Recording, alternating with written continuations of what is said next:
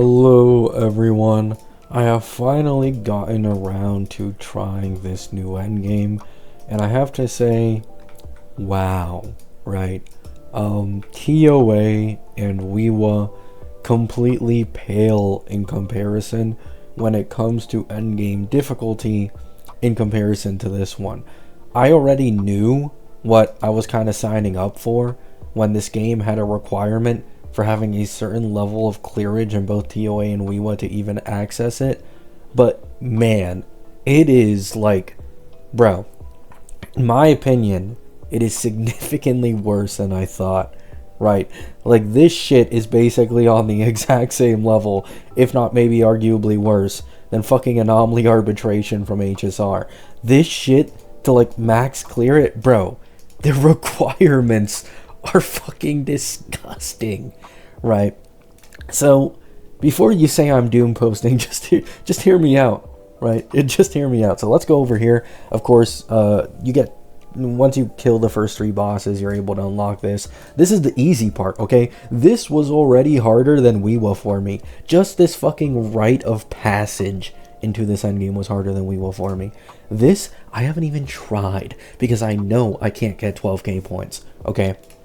I know that my QU1 team can get a lot, and I know my Prolova team can probably get like 4k, right? Now, I know that sounds bad, but I don't have Canarella, so I'm using Prolova with Don, Jin, and SK, and I'm not really knowledgeable on using Prolova. As you guys may probably know, I surprise pulled her, and I legit haven't really bothered learning her in the slightest since I pulled her. So even in like max potential scenario of me using my QU1 team and then my Prolova team currently, I could maybe get this 12k points requirement, but that's literally only one requirement. That's only 50 asterite, right? So the next requirement after this is 16k, then 21k, and then after it's just normal rewards without asterites, right? However, what the asterites are what you really want here. And the other way to gain asterites through this is by getting 5,000 points on a multiple of your teams, and this is kind of to incentivize horizontal investment, right? They're basically saying if you have like a full S6 premium team of one character, that's still not going to be enough to max out all the asterite from this mode, even if you get like an insane score, because you need multiple teams to actually hit this 5k mark.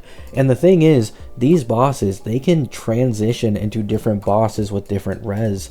So you actually need to be careful what teams you use, because for example, let's say you're using the Mono Fusion team and you have that vertically invested in, right? Well, you kill Barangol without much issue, but then you're up against Ferno Rider with Fusion Res, and this guy's going to take you way longer as compared to Barangol, so you don't really want to use an Arrow character or a Fusion character here. You probably want to use like a Spectro or a Havoc or even a Glacial character that can deal with these first 2 bosses without many issues, right? So there is that entire thing you kind of have to go through. But to put it into perspective, right, of like how insane the requirement of this is, because obviously I can't show it, this account doesn't have enough teams to actually fully test it out. I watched Pharos's video and he used like 3 or 4 premium teams and he wasn't able to actually hit the 21k mark, right? With better play he probably could, or if he had a Phoebe for his Zanny, but like that's multiple premium teams, right? Only one team didn't have like a Phoebe, and yeah, like that's insane, right? Or actually, his Cartethia also didn't have Jacona, right? But the point is, he had multiple limited resonators, right? A lot of them with their weapons as well, and he was like struggling against it. And I was like, you know, let me see some more videos on this. So I actually went out of my way to see if Saint Tonetaz made a video on this, because he's been very, very negative about anomaly arbitration in HSR and Stygian onslaught in Genshin. And he only sang praises for this endgame, despite the fact that I personally find it just as hard, if not more difficult, as to those two, in order to get all the asteroid rewards and especially to max it, right? So he used, I believe, an S4 Carlotta premium team. He used Mono Fusion. Did he use Cartethia, you know what? Let me fast forward this video. I'll let you guys know. Alright, I am back, everybody, and I finally know the teams this guy used. So, he used S4 Carlotta, he used a Galbrena premium team, he used a Prolova premium team, he used a Uno Linné premium team, and then he used a Monofusion premium team. So, all of these 2.x premium teams, one is an S4 fucking Carlotta, right? And you want to know how many points he got? 36k. 36k with all those fucking vertically invested in teams, right? And as you can see, to max out everything in this like reward section, it's fucking 58k. Okay, like, you don't even dream of ever being able to fully clear this shit. However, even just the requirement, I'd say, of getting all the Asterite, which is 4 teams getting 5,000 points, this in of itself is already decently difficult. You need a good amount of investment, a solid amount of investment, into probably 4 2.x teams specifically, to actually reach this as an above average player. I'm not even saying average, above average player.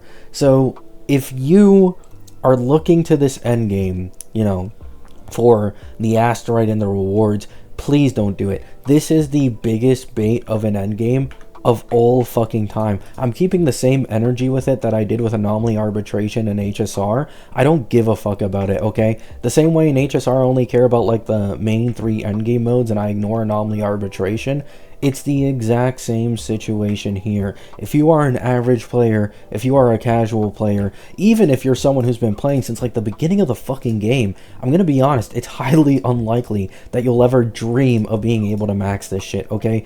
Don't bother with it. Don't, you know, hold yourself up to those standards if you really don't feel like it, because it simply isn't worth the amount of investment you need to put into your teams to actually accomplish fully clearing that shit, right? Once again, do not try it, do not stress it. I, a CC, who has done multiple Anomaly Arbitration clears on my accounts, done like 0 cycle clears, done Wuwa clears with only 1 team. I made this account and I full cleared Wuwa, right? As someone who has this track record, I'm saying stay the fuck away from this endgame, okay? It's not going to be pretty. Now, let's talk about fun factor, right? Is this endgame as fun as a lot of people hyped it up to be, including the leakers? Personally, no. Okay. Now, what a lot of people were hoping this endgame would be was basically an infinite boss rush with no timer, but the bosses had incredibly complex movesets like the holograms, and they could one-shot you just like the holograms. Like, it was an increasing difficulty, right? And as it increased more and more, bosses would just become more difficult. But no, this is just another time-gated endgame where bosses kind of just come in waves every time you defeat them, and they have massively HP inflated health bars. There really isn't any other way for me to explain this. It's literally no different to TOA, at least in my opinion, other than the fact that in this mode, you cannot share your echoes and your weapons with other teams. Okay, so for example, let's say I use my Prolova team here, right? So I use like Prolova, Donjin, and then I use SK, right? Let's say that I have Prolova String Master over here, and I want to use Prolova String Master on a second team with another Rectifier character. It won't let you. You cannot share echoes, and you cannot share premium weapons. So this is going to be another thing that's gonna, you know, hurt a lot of people in this endgame mode, is that unlike TOA, you can't share stuff, and unlike Wuwa, which is honestly pretty easy to clear with 2 teams, especially with the Brat team, this one requires like a bajillion teams or 1 highly vertically invested in team to get as many rewards as possible. And as mentioned earlier, even if you do have 1 highly vertically invested in team, you still aren't going to get all rewards because you need 4 teams with decent investment to hit 5k points, right? This endgame, I would not recommend anybody stress about it. I don't personally think it's that fun. This might be a hot take. I still think Wuwa is probably my favorite endgame. It reminds me of a bit of Pure Fiction from HSR. And yeah, hope you all have a great day. Hope you have a great night. Peace out.